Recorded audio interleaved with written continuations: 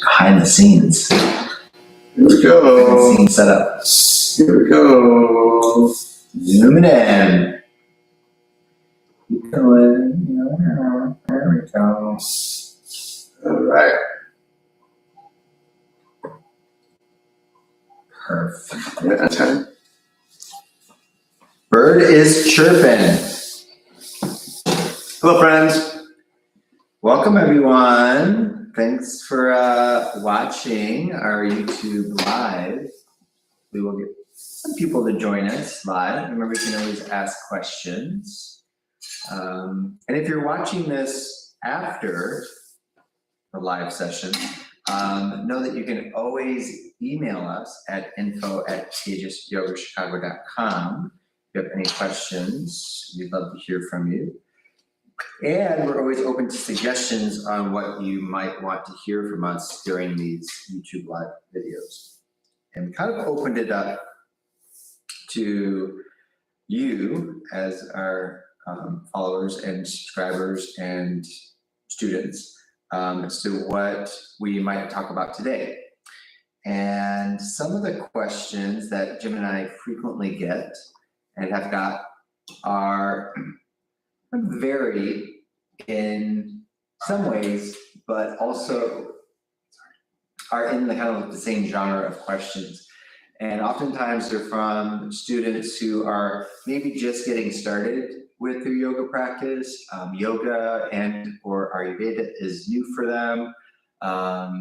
And sometimes when people are starting a yoga practice, they're really looking for some sort of change in their life, right? They're looking to create some sort of improvement, or they're looking for the practice to get some sort of results from the practice, and not maybe just with their physical body, but either with the mental body, like de-stressing. Maybe they're going through a tough time emotionally. Maybe they're going through a transition in their life, maybe through a death in the family, or divorce, or maybe they just moved locations or a new job. And so the yoga practices, like asana, which are the physical postures, the meditation techniques, concentration techniques, the breathing techniques, pranayama, can all really help people to create stabilization in their lives in order to get through those transitions. And what I've always found interesting, and Jim might be able to touch on this too, this is something that he talks to other students about, is the practice can do two things, more than two things, but I feel like there's two camps in terms of like what you can use your practice for. And one of those things is to create that stabilization that I mentioned, to create consistency in your life, to stabilize and expand your own vital life force, to create more health in your life, to create more routine, so that whatever you're experiencing in the outside world, you're really establishing more stability, strength, and fortitude internally. Then the other side to that is as you continue your practice and then the outside world, right, what you're kind of experiencing starts to stabilize and feel steady, you can use the practice to shake things up internally. And this is what Jim and I talk to our students a lot about when things are steady in your life, then that is the time, right? You always say this, Jim, right? That's the time where it's time to shake things up. I actually haven't said that for a while, but I haven't thought about that for a while, frankly, but I still do agree with that. I do agree with that. It's important. So the practices can facilitate evolution. It can facilitate and be a catalyst to a deeper self-exploration. And what I mean by that, if that seems a little elusive or esoteric, is what we're experiencing in terms of perception, kind of the paradigm that we're living in. We can create shifts in that so that we become clearer, we become more connected with our spiritual desires. we can become more connected with the world around us in deeper ways. And we can also start looking at parts of our subconscious and our behavior that we might not really like looking at, right? And this is what sometimes is referred to as, kind of like the shadow work or shadow self. These parts of ourselves that are our life's challenges. And so the practice can sometimes be a catalyst for us to look at those aspects of our being. And those aren't always pretty parts, and they can feel confrontational when we come across them, and sometimes even a little overwhelming.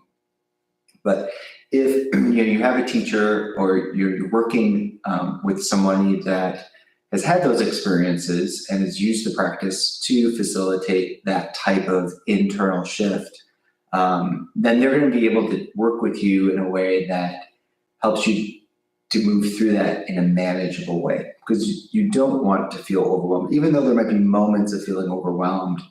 If you're kind of working with that kind of internal, I call it an internal civil war, but it's what it feels like to me sometimes. When we're kind of looking at those facets of our being, you always want to be able to bring yourself back to, a place that's manageable. And I look at it and I tell people this even in asana classes. This is where asana, you're working with the postures, and in a group class can really reflect how we can move through the world. And so when I tell people, when they're doing a challenging posture, right, when they're doing a posture that demands more physical exertion or just challenges them a little bit more, I would say check in with your breathing. Your breath is really a direct reflection of what your nervous system is experiencing. And so when you're doing something more challenging, yes, your breath for 1 or 2 breaths might feel a little erratic or short. But how you know that you're working in a sweet spot is that you can regain a fluid breath again. So maybe those first 2 breaths are a little more challenged, but then those next 2, 3, or maybe 4 breaths should be regulated. And if you can't get that regulated breath after 2 breaths, then maybe you're going a little too far or too fast.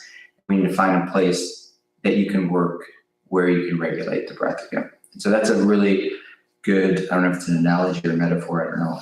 I always get those things mixed up, but kind of it reflects kind of how you're moving through life. If you're feeling overwhelmed all the time and you're using these practices to facilitate that kind of internal shift, then you might be doing too much too fast. I think that, well, first I should say that if you are watching live, I keep looking at this iPad on my phone just to check if there's any comments in the chat. So feel free to ask any questions, make any comments. We're keeping an eye on those as we go along here. And I like to think about a yoga practice in reference to what James is talking about. Everything in a yoga practice, the physical part, the breathing, even the sitting for meditation, I think requires an appropriate amount of effort. An appropriate amount of effort. So not too much and not too little. And going off a little bit what James said too, I'd like to think about when you are in those places in your life where you feel stable, a yoga practice and all those different aspects of the physical and the breathing and all the meditation. I like to think of it as expanding your comfort zone, getting more comfortable with what was once uncomfortable, to make us stronger people, not just with our muscles, but stronger in all aspects of our life. It makes you stronger because you expand your comfort zone. You're more comfortable with things that you weren't comfortable with before.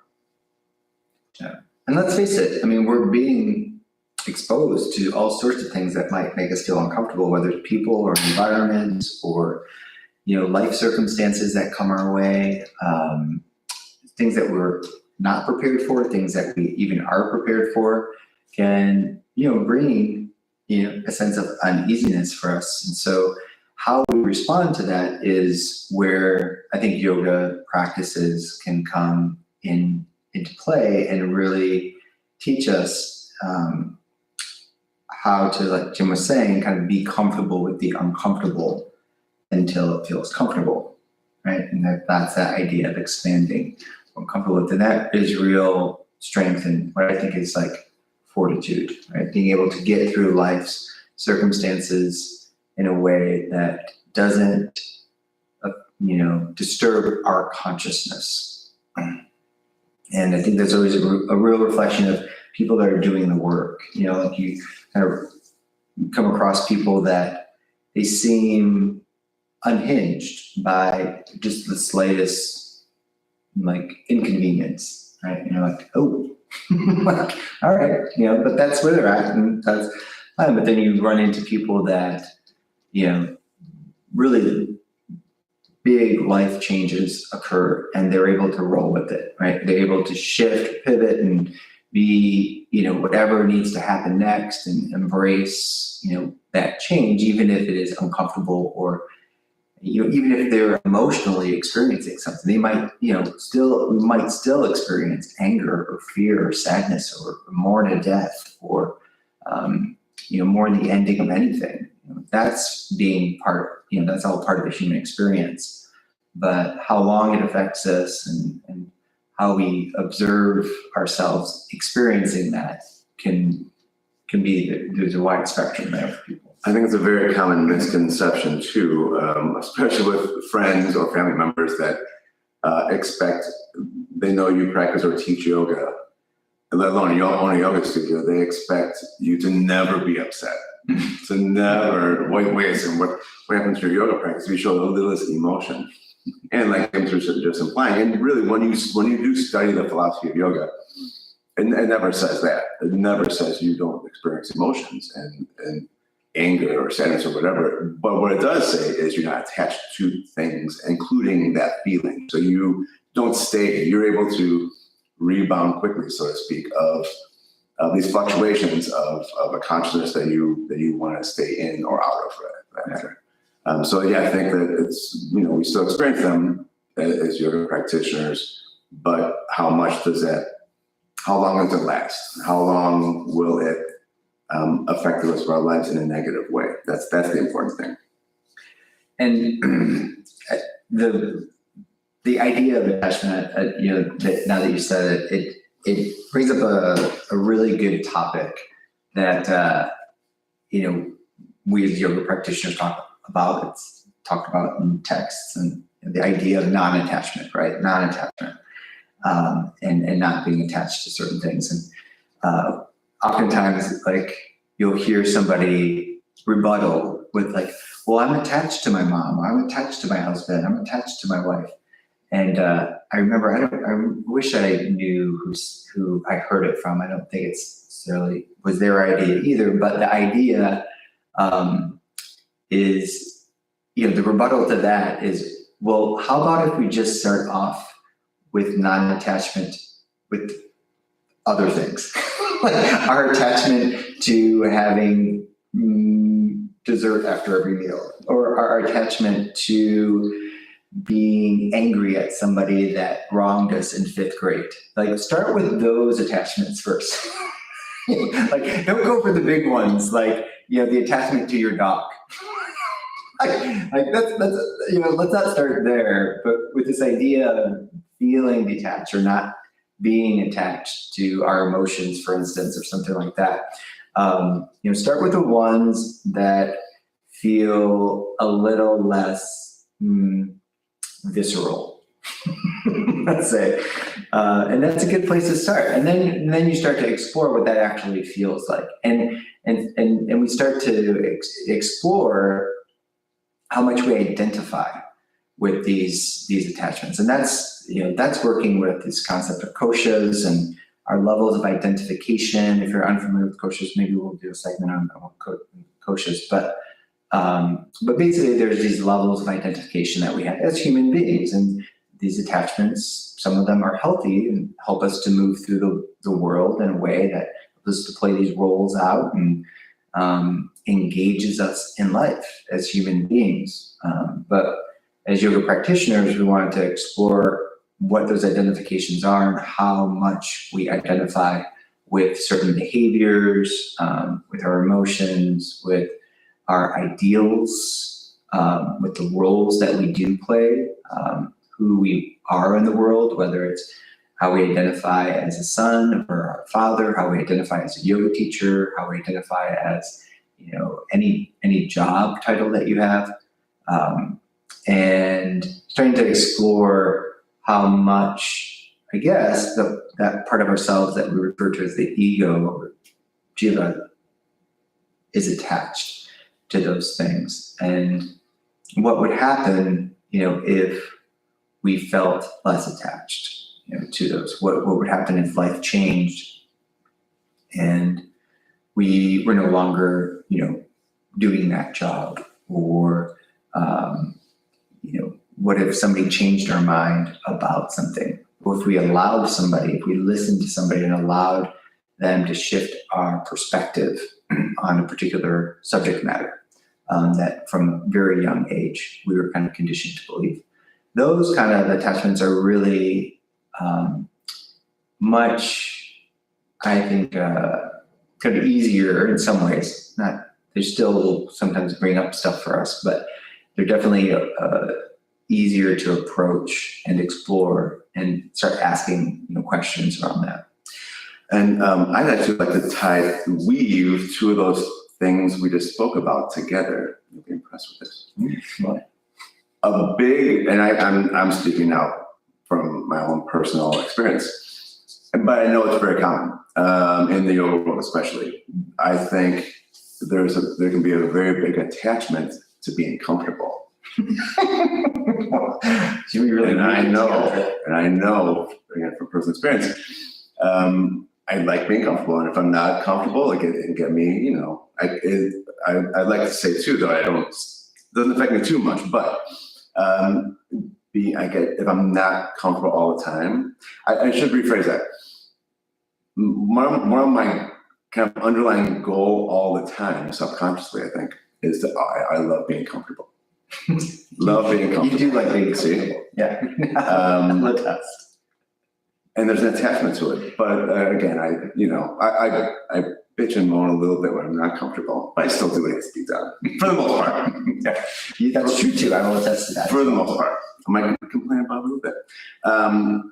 But I think about, and I also sometimes, because I also spend time in the martial arts world, and there's some pretty good sayings. So they're just like in the yoga philosophy and martial arts, there's some great quotes and parts of the philosophy that carry over into other parts of your life.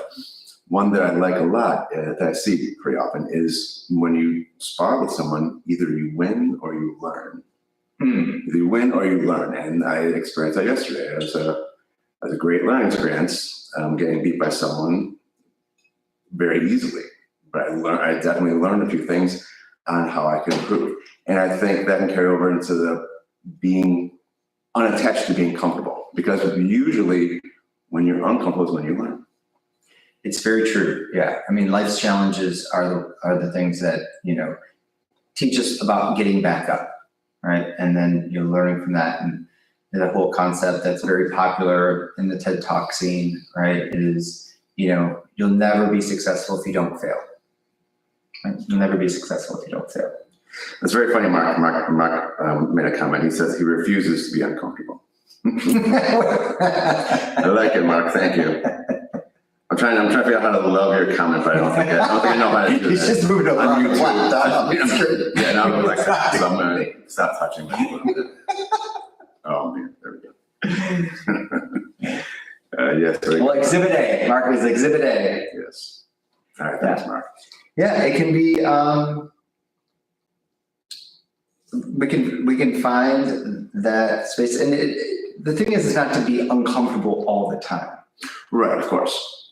Yeah, and what you find, even on the physical levels, is to get stronger, you need to be uncomfortable. You need to go out of your comfort zone, but you need to go back into it to grow, because the out of your comfort zone, when you're straining or trying really hard, you're kind of breaking yourself down. Yeah, you're breaking down, literally breaking your muscles down, like if you're lifting weights or something. The time off is when you really get stronger and you rebuild. So I think about a yoga practice in general as always going back and forth, unless it's a restorative class, always going back and forth between out of your comfort zone and back in your comfort zone, out of it, back in it, because then you slowly make your comfort zone bigger without beating yourself up too much and causing injury, of course, is more possible than two, but just not giving yourself a time to repair and grow, to actually grow stronger.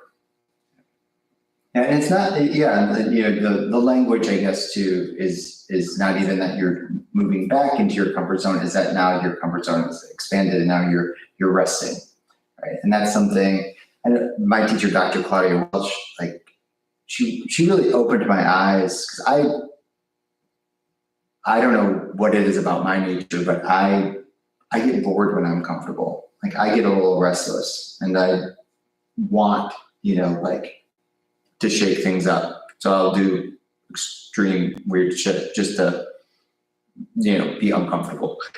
But when I started studying with Dr. Claudia Welch, she really opened my eyes to just how important rest is and how important the time that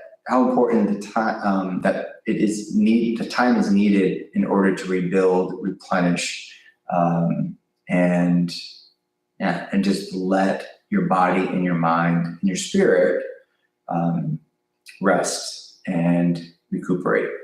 And it really is like a building phase. Never really looked at rest as a building phase. I thought of action, right, as you're building something, you're creating something. But I think she really opened my eyes to look at rest as a building phase. I think it's funny. Just today, I saw a little, meme on Facebook from a friend of mine who's a personal trainer, and this meme she shared said, when you working out is when you tear yourself down. Eating is when you refuel, and sleeping is when you grow or get stronger, something along those lines. Mm-hmm. So it's very similar. Sleeping and getting really good rest is when it actually, you repair yourself. Your body repairs itself, and that's when you get stronger. The other part's actually breaking it down. Yeah.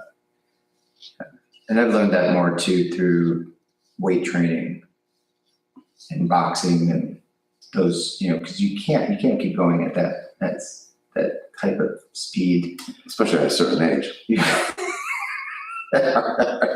Age for sure. But a couple other things we kind of thought we would talk about is how some of the questions that we get is how to get started. One question that we get a lot is, so how many times when we're talking about the building phase, right, and the rest phase, and how much should we practice? So one of the questions we get a lot is, how many times should I practice yoga, right? How many times should I practice yoga asana and breathing techniques? So we get that a lot, particularly for somebody that's just starting. And now they are implying coming to class, right? Typically, assuming if they're new, they probably won't practice on their own. Yeah, they're talking more about how many classes should they take in a week.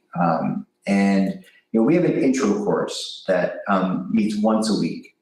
And I think if you're able to commit, right, to once a week, that's a good place to start. It really is. And then if you're able to do little stretching, I always recommend or encourage people to do a little bit of stretching 20 minutes before they sleep.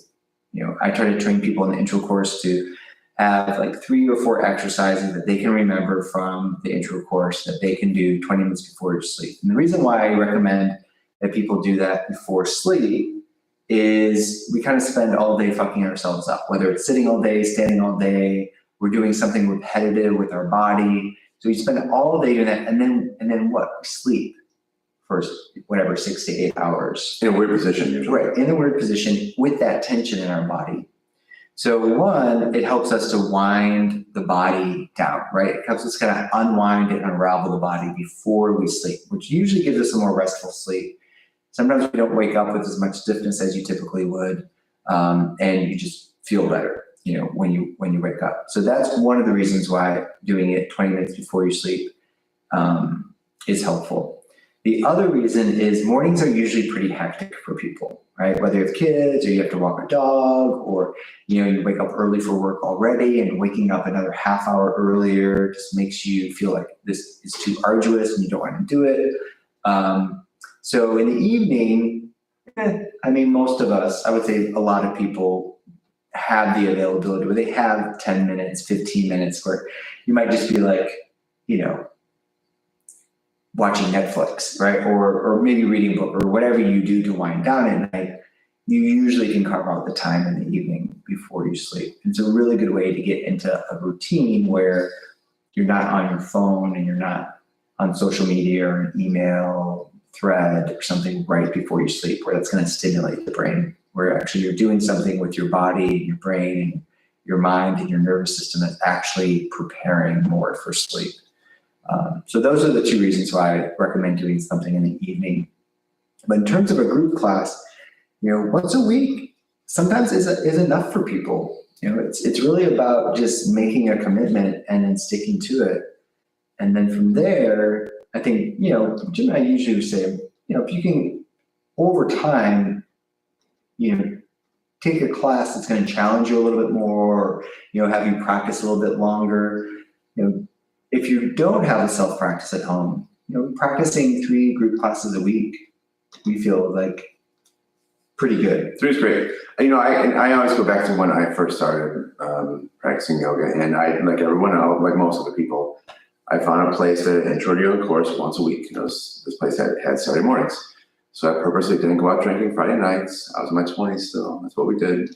I purposely didn't do that. Woke up early, went to my intro yoga class every Saturday morning for a month, and I loved it. So I stuck with that just for a little bit, going once a week. And that was enough. That's kind of all I could fit into my schedule because I hadn't made it a habit yet. It hadn't become a regular thing. But I started liking it. It took me a while to really appreciate how good I felt after every class. I remember feeling so good. So after a little while, and really the next step required me to really find a teacher I connected with. And that was Paul White's. And I shifted my schedule around to make sure I can go to 2 classes a week. It was Tuesday and Thursday. And when I started going twice a week, then I really, obviously I doubled how much I was learning and how many times I felt really good during the week. And then for a number of months, I did twice a week. Then when I really decided I wanted to dive in and learn a lot about yoga and really explore in many different ways, I started going 3 times a week, and then it became every day, not that long after. Oh yeah, once a week for a while, especially when you first start. It feels good, but especially, like I said, when you find a teacher or a place you really connect with, or sometimes even the group, it becomes a nice, especially this day and age when everyone works at home. A lot of people work at home anyway and do things at home. It's nice to connect with the community. So whatever can get you in a couple times a week, you really start to notice things start to change. Yeah, not only the physical posture start to feel more comfortable, and then when the physical postures start to become more familiar, then you can start getting into more nuances of deepening your connection with the breath while you're in the postures, getting to become more sensitive with the signals in your body, that your body's getting, how your body is responding to the breath. Then that whole body-mind connection starts to really blossom. And that's what you can take into you can take that into your daily life. So, you start to become more aware or sensitive to the signals or signs and symptoms in your body really early on. And then as you continue to learn more, tools to use to, counterbalance, wow, I'm really noticing my lower back, where it's like maybe you didn't even notice how sore your lower back would get from sitting all day because it was just chronic. But now you become more sensitive to and now I have these 3 exercises or some sort of movement that I can do on a regular basis to now counter that. And that's where I think self-practice really starts to develop for people naturally. And that's what's key. If these things can start developing for you in this organic way, you're going to do them more readily, right? It's just going to start plugging into your life in a way that makes sense, where it's like somebody's going to tell you do this 5 times a day, and it's not your idea, or you're not really feeling it in your body, you're less likely to do it. I work with clients, students all the time, one-on-one, and as much as I can, is just to kind of get them into this organic process of discovery and getting them to, feel like, okay, well, what is going to feel good to you? Okay, what are you willing to do? What makes the most sense, whether it's part of their daily routine or their asana practice or whatever it is. You got to kind of get as much as you can on board with, your heart and your mind to do these things regularly. I think that's where self-practice really people start to discover the benefits of, particularly if people have an ailment, right? They have sore muscles somewhere in the body, or a joint is bothering them, or maybe they're getting a little older, their balance, they feel a little less confident about their balance. It could be a number of things, but if there's something that you can really hone in on that you're discovering in your own body, either through a group class or just in life generally, that's the place you want to start, right? And then do these, find these 3 to 5 exercises that are going to benefit you if you do them every day. And, it's kind of like, when they send you home for PT exercises, right? It's like really honing in on one particular thing. These are your 5 exercises that you do to maintain or to maintain, that functionality or structure of that muscle or joint, and, and improve the functionality of it. So those are good places to start when you want to start a little bit of a self-practice. Again, I recommend, everybody's different. Some people do have the time in the morning and would rather carve out the time in the morning. And I would say that it could be really beneficial to do it, because the way that you set up your day, those first, 90 minutes can really set the tone for the rest of your day. And this is another thing that I think I got from Claudia Welch, where, and I think she pulls this from Ayurvedic texts, but they kind of look at those first 2 years of birth, right, as being really formative, right? Like what you experience as a baby, right, for those first 2 years, the most formative years of your whole life. Think about how much you're learning within those 2 years. You're really like learning how to be a human. Consider those first 2 hours of your day, or even 90 minutes, or the first hour of your day, just as important and just as formative, right? Where how you start your day really sets up the rest of the day. But just to be clear, you're not suggesting people practice 2 hours of yoga and No. Unless they're, zealots. But most, if they're just starting a personal practice, but you're saying within those first 90 minutes, a little yoga might be good. Yeah, and just consider how you're spending those 90 minutes. It doesn't have to be our yoga part. Like Jim and I aren't 2 people that, think that everything happens on a yoga mat.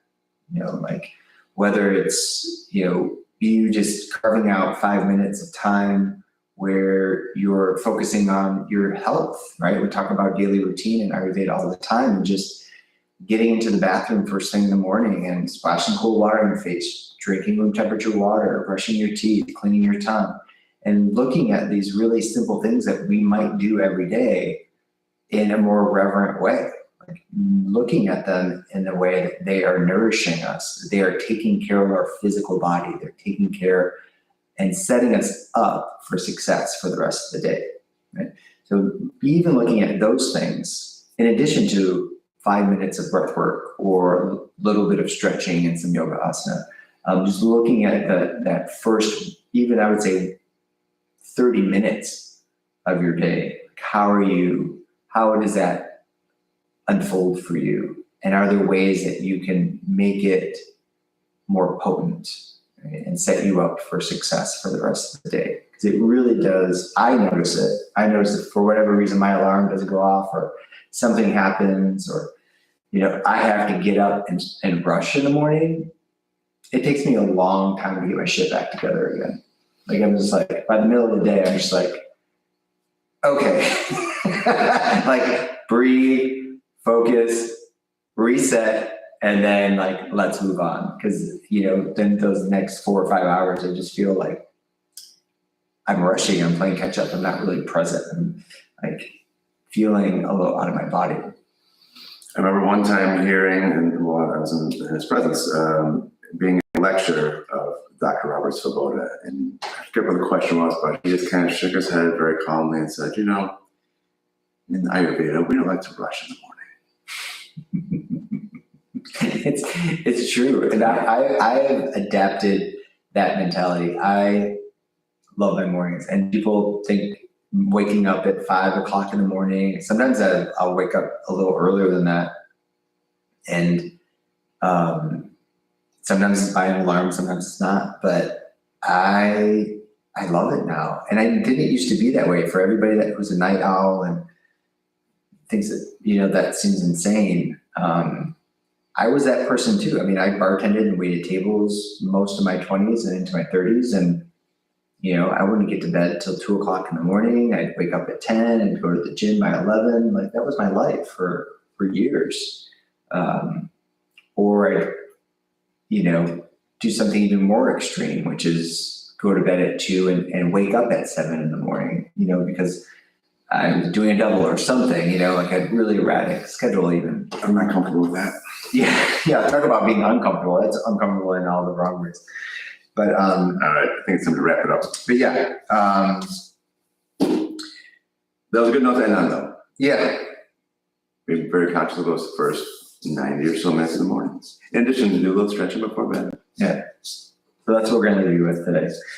So thanks for listening. And if you lasted this long, we appreciate you listening all the way. And like James said earlier, when you have questions about what we talked about today or for future YouTube lives, you can always let us know. We always like suggestions and questions. Okay, thanks for joining us. All right, thanks See you everyone. next time.